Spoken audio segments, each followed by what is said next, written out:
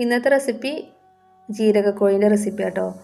അപ്പോൾ ജീരകക്കോഴി എന്ന് പറയുമ്പോൾ പലർക്കും അറിയാവുന്നതായിരിക്കും. മലബാർ ഏരിയയിൽ കൂടിയൊക്കെ ഡെലിവറി കഴിഞ്ഞ സ്ത്രീകൾക്ക് കൊടുക്കുന്ന നാടൻ കോഴി വെച്ചിട്ടുള്ള ഒരു വിഭവമാണ് ജീരകക്കോഴി. അപ്പോൾ വളരെ ഹെൽത്തി ആയിട്ട് ചെയ്യുന്ന ഈ ഒരു നാടൻ കോഴിൻ്റെ റെസിപ്പി തീർച്ചയായിട്ടും എല്ലാവർക്കും ഇഷ്ടപ്പെടുമെന്ന് വിചാരിക്കുന്നു. ഈ ഒരു റെസിപ്പി ഇഷ്ടമാവണമെങ്കിൽ തീർച്ചയായിട്ടും എല്ലാവരും ഒന്ന് ലൈക്ക് ചെയ്യുക. അപ്പോൾ നമുക്ക് ഇതിലേക്ക് ആവശ്യമായിട്ടുള്ള ഇൻഗ്രീഡിയൻസും ഇതിൻ്റെ റെസിപ്പി എങ്ങനെയൊക്കെയാണെന്ന് നോക്കാം. അപ്പോൾ നമുക്ക് ആദ്യം വേണ്ടത് നാടൻ കോഴിയാണ്. നാടൻ കോഴി സ്കിന്നോട് കൂടി എടുത്തിട്ടുള്ളതാണ്. നന്നായിട്ട് കഴുകി വൃത്തിയാക്കി വെച്ചിട്ടുണ്ട്. അപ്പോൾ നമ്മൾ വീട്ടിലൊക്കെ വളർത്തുന്ന കോഴി ഉണ്ടല്ലോ, അതാണ് കേട്ടോ നാടൻ കോഴി. അപ്പോൾ അതവിടെ ക്ലീനാക്കി മാറ്റി വെച്ചിട്ടുണ്ട്. ഇനി ഇതിലേക്ക് നമുക്ക് മെയിനായിട്ട് വേണ്ടത് ചെറിയ ഉള്ളിയാണ് കേട്ടോ. അപ്പോൾ ഏകദേശം ഒരു അരക്കപ്പോളം ചെറിയ ഉള്ളി എടുത്തിട്ടുണ്ട്.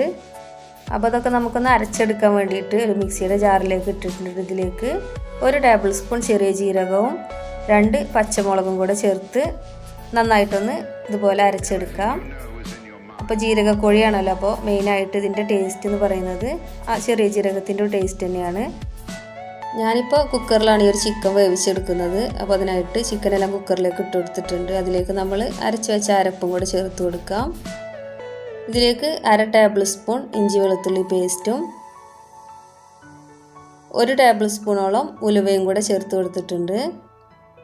ഇനി ഇതിലേക്ക് 1/2 ടീസ്പൂൺ വീതം മഞ്ഞൾപ്പൊടി, വലിയ ജീരകം പൊടിച്ചത്, മുളക് പൊടിയും കൂടെ 1/2 ടീസ്പൂൺ വീതം ചേർത്ത് കൊടുക്കാം. ഇനി ഇതിലേക്ക് ഒരു 2 ടീസ്പൂണോളം മല്ലിപ്പൊടിയും കൂടെ ചേർത്ത് കൊടുക്കാം. അതുപോലെ തന്നെ 1 ടീസ്പൂൺ കുരുമുളക് പൊടിയും കൂടെ ചേർത്ത് കൊടുക്കുന്നുണ്ട്.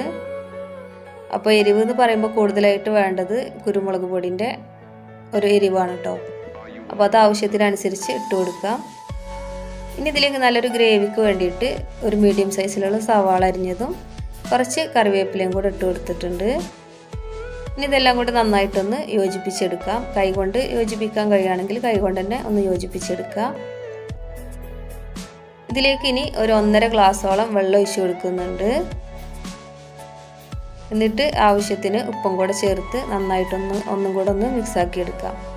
അപ്പോൾ നമ്മൾ പുറത്തുനിന്ന് വാങ്ങുന്ന ചിക്കനെ പോലെയല്ല, നാടൻ കോഴിക്ക് അത്യാവശ്യം കുറച്ചൊരു വേവ് ഉണ്ടായതുകൊണ്ട് നമ്മൾ കുറച്ച് വെള്ളം ഒഴിച്ചിട്ട് തന്നെ വേവിച്ചെടുക്കായിരിക്കും നല്ലത്. ഇനി കുക്കർ മൂടി വെച്ചിട്ട് ഒരു 5-6 വിസിൽ വരുന്നത് വരെ ഒന്ന് വേവിച്ചെടുക്കാം. ഞാനൊരു 6 വിസിൽ അടിച്ചെടുത്തിട്ടുള്ള ചിക്കനാണ്. ചിക്കനിൽ അത്യാവശ്യം നന്നായിട്ട് നെയ്യൊക്കെ ഉള്ളതുകൊണ്ട് ഇതുപോലെ നന്നായിട്ട് നെയ്യൊക്കെ ഇറങ്ങി വന്നിട്ടുണ്ട്. അപ്പോൾ ഈ ഒരു ജീരകക്കോഴി നമ്മളൊരു ഗ്രേവി ടൈപ്പായിട്ടാണ് ഉണ്ടാക്കിയെടുക്കുന്നത്. അപ്പോൾ അതിനായിട്ട് ഇതിലുള്ള ആ വെള്ളമൊക്കെ നമുക്ക് ഹൈ ഫ്ലെയിമിലിട്ടൊന്ന് വറ്റിച്ചെടുക്കാം. അപ്പോൾ അതവിടെ മാറ്റി വെച്ചിട്ടുണ്ട്. ഇനി നമുക്കിതൊന്ന് താളിച്ചെടുക്കണം. അപ്പോഴേ നമുക്ക് ആ ജീരകക്കോഴിൻ്റെ നല്ലൊരു ടേസ്റ്റ് കിട്ടുള്ളൂ. അപ്പോൾ അതിനായിട്ട് ഇതൊരു ചട്ടിയിലേക്ക് 2 ടേബിൾ സ്പൂണോളം വെളിച്ചെണ്ണ ഒഴിച്ചിട്ട് ചൂടായ ശേഷം കുറച്ച് ചെറിയ ഉള്ളി അരിഞ്ഞതും 2 വറ്റൽമുളകും കൂടെ ചേർത്ത് കൊടുത്ത് ഒന്ന് ചെറുതായിട്ടൊന്ന് മൂപ്പിച്ചെടുക്കാം. ഉള്ളി ഒന്ന് മൂത്ത് വരുന്ന സമയത്ത് ഇതിലേക്ക് കുറച്ചധികം തന്നെ കറിവേപ്പിലയും കൂടെ ഇട്ട് കൊടുക്കാം. അപ്പോൾ അധികം ബ്രൗൺ കളർ ആവാതെ നമുക്ക് ഫ്ലെയിം ഓഫാക്കി കൊടുക്കാം. എന്നിട്ട് നമ്മൾ വേവിച്ച് വെച്ച ചിക്കന് ഇതിലേക്കിട്ട് നന്നായിട്ടൊന്ന് മിക്സാക്കി എടുക്കാം. അപ്പോൾ ഇതുവരെ ജീരകക്കോഴി ഉണ്ടാക്കാത്തവരുണ്ടെങ്കിൽ തീർച്ചയായിട്ടും ഈ റെസിപ്പി ഒന്ന് ട്രൈ ചെയ്യണം കേട്ടോ. നല്ല ടേസ്റ്റി ആയിട്ടുള്ള ഒരു വിഭവമാണ്. അപ്പോൾ ഈ റെസിപ്പി എല്ലാവർക്കും ഇഷ്ടമായിട്ടുണ്ടാവുമെന്ന് വിചാരിക്കുന്നു. ഇഷ്ടമായിട്ടുണ്ടെങ്കിൽ തീർച്ചയായിട്ടും എല്ലാവരും ഒന്ന് ലൈക്ക് ചെയ്യുക, ഷെയർ ചെയ്യുക. സബ്സ്ക്രൈബ് ചെയ്യാത്തവരുണ്ടെങ്കിൽ ഒന്ന് സബ്സ്ക്രൈബ് ചെയ്ത് സപ്പോർട്ട് ചെയ്യുക. Thank you.